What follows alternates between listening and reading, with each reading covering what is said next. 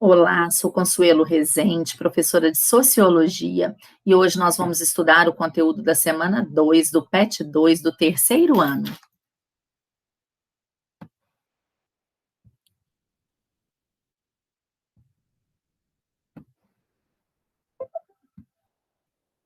Para iniciar os nossos estudos, um pensamento.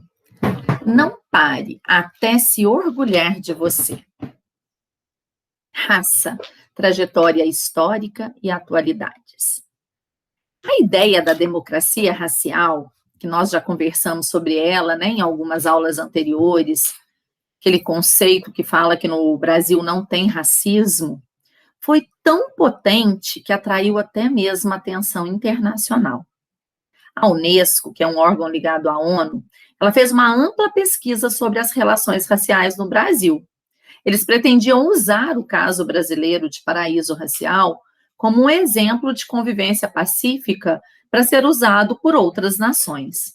Essa teoria da democracia racial, que era de Gilberto Freire, foi então contestada por um sociólogo chamado Florestan Fernandes. Com seus estudos, comprovou justamente o contrário. No seu livro A Integração do Negro na Sociedade de Classes, ele desconstruiu o que chamou de mito da democracia racial. Seus estudos e pesquisas, infelizmente, revelaram que a questão racial no Brasil manifestava fortes sinais de discriminação e preconceito. E o mais importante e triste de tudo, a condição da cor estava intimamente relacionada com a desigualdade social. Na visão de Florestan Fernandes, a desigualdade social brasileira tem relação direta com a escravidão, e mais particularmente com a forma como a população negra foi excluída e marginalizada após a abolição da escravidão. Para o sociólogo Florestan Fernandes, o mito da democracia racial desresponsabiliza os brancos da classe dominante. Esses comentários que ele faz nos faz lembrar da teoria do darwinismo social, lá na Europa, século XIX, onde os brancos europeus separavam os povos de acordo com características físicas. E elas estão muito relacionadas, essas teorias, porque ambas foram usadas para justificar a exploração das classes dominantes, a dominação, uma exploração aos povos colonizados. Várias hierarquias de poder e privilégios organizam a nossa sociedade e posicionam as pessoas em grupos diferentes.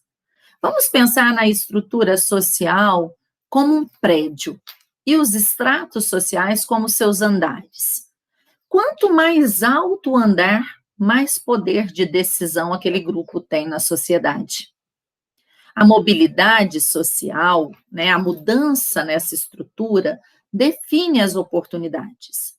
Quando o indivíduo tem a possibilidade da mobilidade social ascendente, significa que ele sobe andares, e assim ele vai ter mais oportunidades e mais poder de decisão. Quando a mobilidade é descendente, significa que as suas oportunidades e poder de decisão são reduzidos. Para Karl Marx, o estrato, o andar ocupado por determinado grupo, define a sua classe social. E para Max Weber, o seu status social, a sua posição dentro dessa sociedade. Essa pirâmide social, esse desenho também confirma isso que a gente acabou de ver. Os mais ricos, os muito ricos, no topo da pirâmide. Através de estudos, pesquisas e levantamentos estatísticos, conclui-se que a desigualdade social e a raça estão interligados.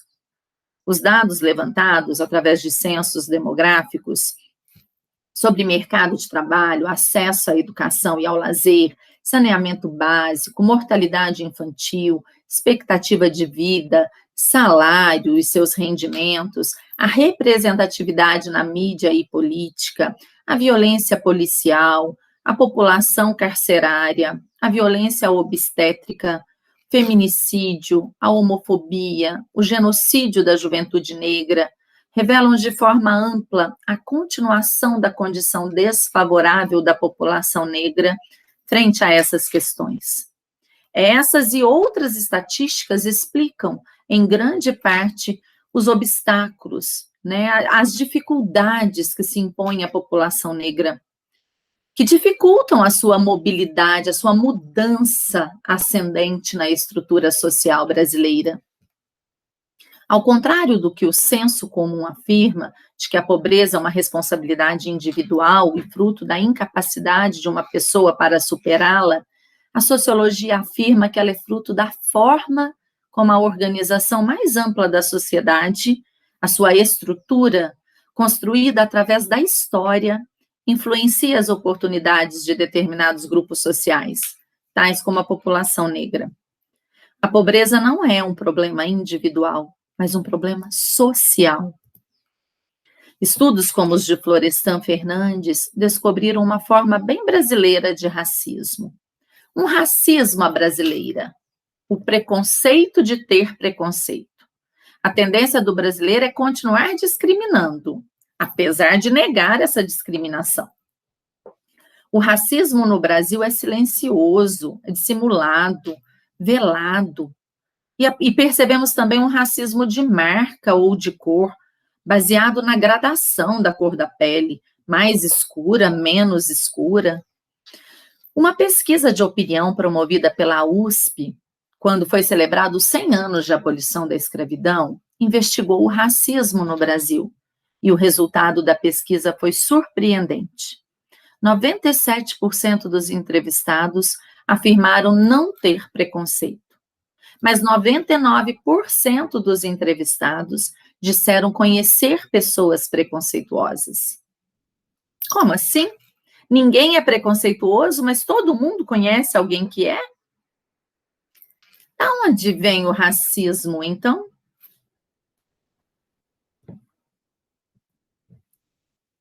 A constatação da biologia de que não existem raças, né, apenas a raça humana, a resistência, a associação e a mobilização das pessoas na luta por direitos e igualdade, né, a luta dos movimentos sociais negros, são muito importantes para o combate ao racismo.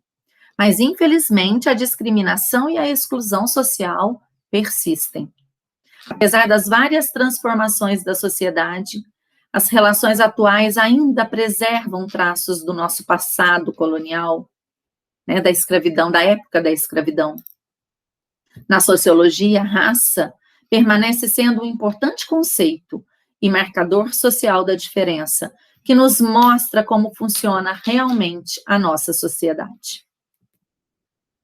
Nas atividades desta semana, o PET trouxe um exercício pedindo para observar um gráfico e uma charge. O gráfico mostra a distribuição do pessoal por cor ou raça.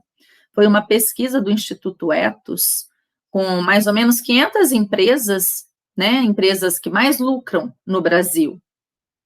E a gente pode observar as cores do gráfico, a azul mostrando a proporção de negros nessas empresas, e a cor vermelha a proporção de brancos.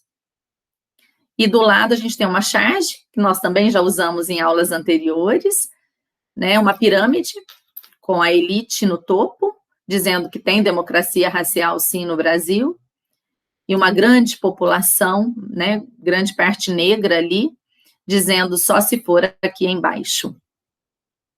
Uma pesquisa do Instituto Ethos, de 2019, com as 500 empresas que mais lucram no Brasil, aponta a subrepresentação da população negra, pretos e pardos, nos seus ambientes de trabalho, sobretudo nos seus cargos mais altos. De acordo com o IBGE, a população negra representa atualmente cerca de 56% do total da população brasileira.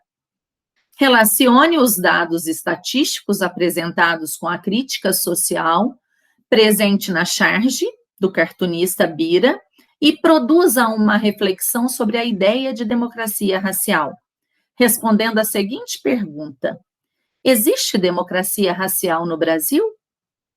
Justifique sua resposta. Uma resposta subjetiva, então, né, aberta, uma questão aberta.